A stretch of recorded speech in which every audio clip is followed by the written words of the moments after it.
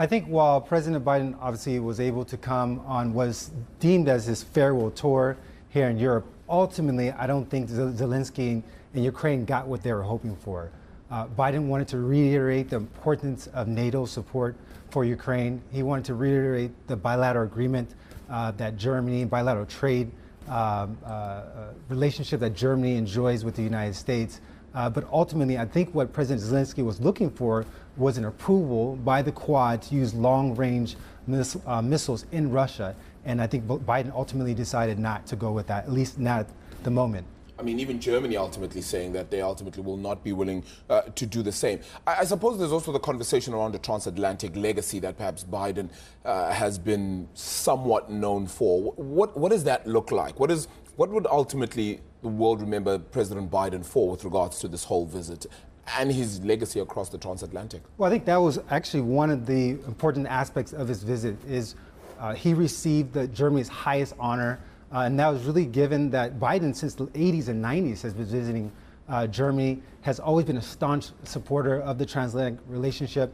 As we all know, after Trump left office, there was a lot of worry, especially here in the European governments, about what the transatlantic relationship would look like in the future. And so I think when Biden came into office, that was one of the important points that he had, was he really wanted to come back and reiterate to the European governments that Europe is important, transatlantic relationship is important, and I think we've seen over the last 3 to 4 years that he's really tried to do that, and he's hoping that. It's come back though, hasn't it? I mean, considering now that we don't know who's going to win, but there's ultimately the worry that if Trump does come back into office, there could be further concerns. I have watched this story for many US presidents and been at lots of NATO meetings over the years, lots and lots.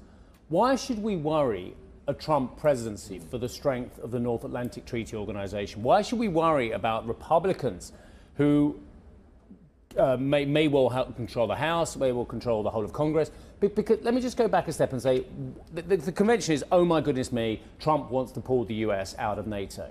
But that ignores the subtlety of what Mr. Trump was saying at that July breakfast meeting in Brussels in 2018. It's on YouTube if you all missed it. It's very famous. I was on air watching it live. And he basically said, and I have to say, I have a lot of sympathy for the Trump view. Why should Germany, and he was berating Jens Stoltenberg, who's now the role's been taken by Mark Rutte, berating Jens Stoltenberg and saying, no, if Germany wants to get its cheap energy from the Russians and wants us to protect them, this is untenable.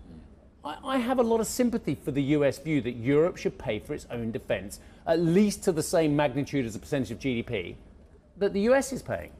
I have to go back a little bit. I don't know if that's the U.S. view or that's the Trump view. And I think that's the stark difference. Well, it is a lot of the U.S. view, Syga. And I'll go back even further to Obama, because Obama talked about in his presidency the pivot in focus to the east rather than to the west as well. So we can make this apolitical, actually, with Democrats and Republicans both really fed up with European levels of spending, where there is such a lack of armaments that they have to practice with broomsticks rather than rifles.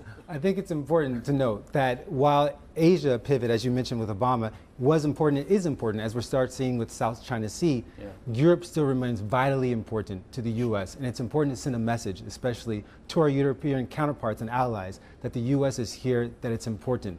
Remember, when Russia and Putin decided to invade Ukraine, that sent a message to all the partners and allies here in Europe, what potentially would happen next. And so it's very important to have staunch allies in the region to show support, especially by NATO.